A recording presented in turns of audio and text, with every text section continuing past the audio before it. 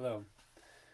Peter Wagner and Wendy Sawyer wrote in The States of Incarceration in 2018 that the United States puts more people in prison than any other country in the world, by far.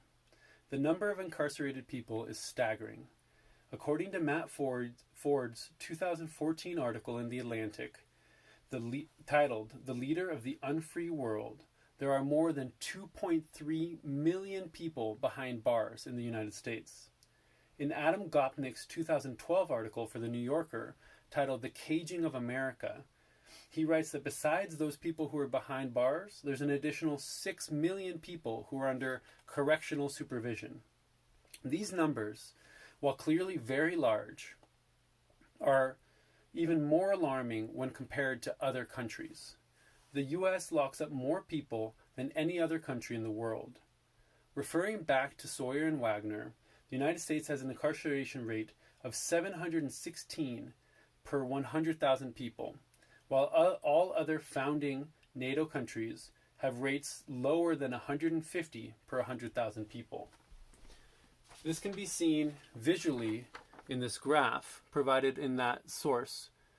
That top line is the United States. All those other countries are dramatically lower. Gopnik reports that the accelerating rate of incarceration is just as worrisome. In 1980, there were only about 220 per 100,000 people incarcerated in the United States. So that number has more than tripled.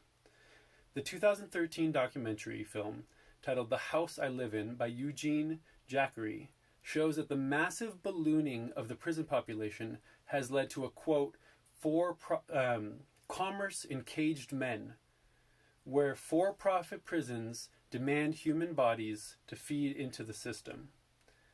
In 2016, award-winning journalism piece titled My 4 Months as a Private Prison Guard, Sean Bauer went undercover as a prison guard to investigate conditions in private prisons. Bauer's reporting uncovers horrid conditions, inmates routinely denied psychiatric and medical services, and rampant violence. Not to mention that in 2016, private prisons made over $5 billion. It is hard to believe that in the 21st century, there's an industry that profits from the imprisonment of people, but it does not have to be this way. More of the United States should follow California's lead by banning private prisons. California has done more in the face of this problem than any other state in the nation.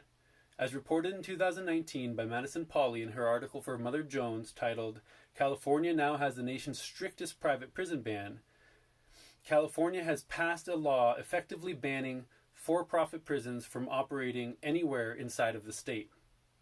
Pauly also reports that other states are moving towards private prison bans. New York, Illinois, Iowa, and Nevada all have laws in effect that prohibit signing new contracts or extending contracts with private prisons. It is imperative that the rest of the country follow California's lead.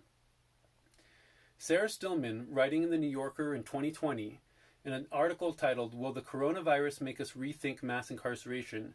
argues that the moral and social costs of mass incarceration and private prisons are too high to be allowed to continue, not to mention the failure to address the root cause of crime. The United States is the leader of the free world. There is no reason we should allow private companies to make a profit from locking people up. Imagine instead of companies trying to pinch pennies to make a profit, we had robust rehabilitation systems that actually helped people get better.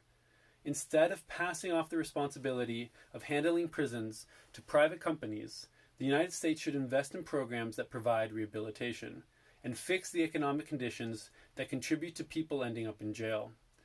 We need visionary leadership from our politicians to move the country away from the trappings of a system that profits from imprisonment. I encourage you to make your voice heard by signing the petition "End Private Prisons, Demand Prison Reform in the U.S." on change.org. It is simply not right for people to be making a profit from other people's time. For so many people, time is not something that they get to spend with their families, but something that they serve as a punishment. As citizens of the United States, when we see that something is not working for the benefit of the people, it is up to us to change it. Thank you.